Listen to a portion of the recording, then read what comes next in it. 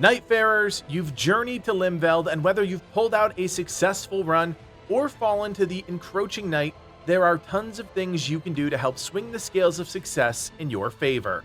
My name is Kodiak, this is Legacy Gaming, and today we're sharing everything we wish we knew sooner about Elden Ring Nightreign. Within the world of Limveld, you'll come across a whole host of buffs, both within the environment itself and in the form of items, and some of these are key to maximizing each expedition's potential. Some of the more minor ones to watch out for include the broken tree surrounded by blue flowers that restore a portion of your FP, the fiery tinted debris that grants you an attack damage buff, the cleansing flowers that help purge potent debuffs like frostbite and madness, and red roa fruit bushes that can restore a portion of your HP. These are all great, but the most important one are the golden rune trees. When activated, and for a short period of time afterwards, you'll increase the amount of runes you gain from all sources, and these are strategically placed around the map before major points of interest to help maximize your runes if you move fast enough. Aside from those buffs, you should break all boxes and open any chest whenever possible. If you find gold or silver pickled foul feet, make sure to use them during your farming. Gold pickled foul feet will give you the same rune buff as a rune tree, while silver feet will increase your chance to find higher quality loot when defeating a boss or completing an event. Regularly using all of these resources can massively swing your power by the end of a run because you're being more efficient, so be sure to keep your head on a swivel while exploring. Every time you come across a new piece of gear in Nightreign, you shouldn't just be looking at it as if you're going to actively use it. Every piece of gear has stat buffs or passive effects that you can take full advantage of simply by keeping that item in your inventory. Even if you're a character that isn't looking to use a sword or a bow or a staff, if you come across a drop with a favorable stat for your build direction, consider keeping that item. However, one thing to watch out for is when a buff is outlined in red with a small hand icon. This means that the item must be actively equipped to make use of the effect. Simply having it in your inventory won't be enough. This is going to fly under the radar because it's a bit counterintuitive, but it can make a massive difference. As you're adventuring through Limveld, also keep an eye out for red bodies on the ground. These are the remnants of other players' failed expeditions and can be interacted with, dropping their entire inventory at the time of their death. Often, these sets of gears will have synergies because of a player's natural tendency to curate their inventory, and one or more players in your group could potentially get a massive upgrade, including Talismans, just by picking up a couple of these items if they align with your build. Across Limveld are a set of tunnel entrances denoted by this icon. Inside are mines, where you can get a guaranteed smithing stone 2, required to bring any blue rarity item up to a purple rarity, significantly increasing that weapon's damage. Inside, don't waste time with the lesser enemies. Instead, you'll want to beeline it for the elite. This can be an elite knight in the very first room, or a pumpkinhead enemy in another room, or a giant at the bottom of the shaft. Once you kill this enemy, a rewards cache will spawn, which will always have an epic smithing stone option. With the stone in hand, you can travel to any merchant and use the anvil to upgrade your gear. Most of the merchants in the game also sell the blue tier smithing stone for 6,500 runes, but the spectral merchant at the specific township point of interest will actually sell the purple tier smithing stone. However, we don't recommend you buy this outright unless you're in a pinch, as the rune investment is pretty costly. One thing to consider regarding this tip is if you even need to go to the mines during a run. If you're already walking around with purple or legendary weapons, or the Crater Shifting Earth event is active on the map, which guarantees a legendary upgrade at the bottom, you most likely won't need to make a detour to the mines. That's why we always recommend the mines as a day 2 decision if and only if you actually need it. Nightreign features a system called Shifting Earth, which transforms the map based on one of 4 scenarios, and for the most part, they're always worth doing. That being said, they're definitely not all created equal.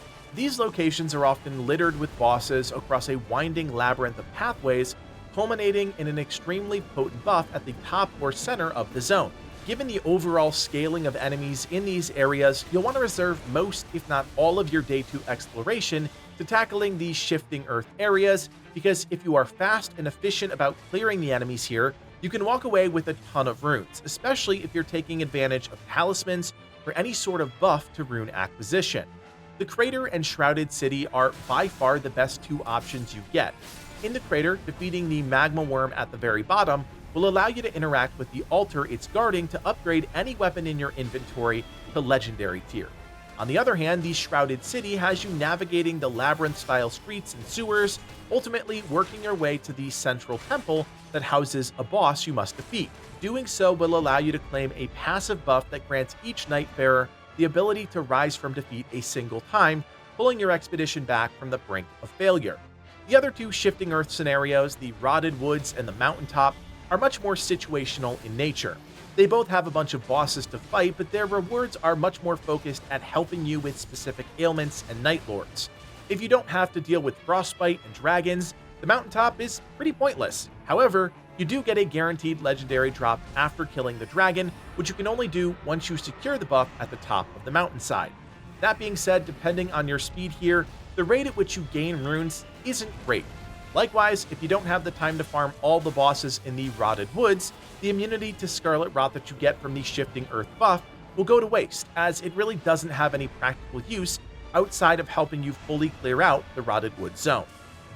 In our opinion, one of the most impactful points of interest in Nightreign are Evergaols, areas that will spawn a boss encounter from a pool of potential options once they're activated with a Stone Sword key. These have a guaranteed drop rate at the Great Church point of interest found throughout the map, either in the chest behind the altar or, on rare occasions, upstairs in the balcony. It all depends on the layout of the Great Church, something we talk about in our All Locations video already released on the channel. There are also chances to get these keys from random chests around the world, so it's always a good idea to open up as many as you can, scanning them for any rare drops. Upon activating and then killing the Evergaol enemies, you'll get a rewards cache that always contains at least 10,000 runes as a reward. But this cache can also be purple or gold rarity, awarding 20,000 or 30,000 runes respectively. You can actually increase your chances of getting a better reward simply by waiting until day 2 to complete these, but on day 1, Evergaol enemies will be at 50% health, making them easier to defeat. As you can imagine, these rune rewards in combination with the runes you get from farming enemies can provide a significant boost to your levels. One thing we didn't realize about Nightreign until a dozen plus hours into the game was that damage on enemies persists during your expedition. If you damage a boss on day 1 but don't have the time to finish it, come back on day 2 and you can pick it up right where you left off. If you have a limited amount of time but come across a boss as one of the last available objectives on the way to the closing safe zone, take that time to deal as much damage as you can to the enemy. Once the night clears, you can make this boss your first stop on day 2, netting you a ton of quick runes, potentially some strong gear, and giving your group a fantastic head start to the second phase of your expedition's progression. Along the same lines, don't be afraid to make a judgment call if an encounter isn't going your way. It's a much better use of your time to simply run away from an encounter than waste time trying to kill a boss that's either going to take far too long to kill or kill you outright, resulting in a potential loss of level. One of the best ways to gain power in Nightreign comes in the form of Talismans, which grant incredibly potent passive effects, some of which have ripple effects that can influence your entire run. That is, if you get a hold of them quickly. Teardrop Scarabs are your most reliable source of these items, and while you can listen to their distinct sound cues, you can also more actively hunt down these elusive creatures by hitting up 1 or 2 forts during your run. At the top of these forts is a side room, and inside you'll find an intel map that will temporarily reveal the locations of nearby scarabs on your map. Be quick about hunting these down, as the information will go away after some time, forcing you to clear out another fort and locate another map. Another guaranteed talisman lies within the armory of the castle. However, to access this room, you need to head through the sewers, kill the boss below the keep, and proceed through the barrier until you reach the armory above, which has a chest that will generate a rewards cache, which will give you the choice between one of 3 random talismans. When we play, our goal is to always clear most of the castle on day 1 because of just how many runes are up for grabs and the talisman reward. There are some really standout talismans like the Silver Scarab and the Gold Scarab that improve item discovery and grant more runes, which can have a massive snowball effect during a run.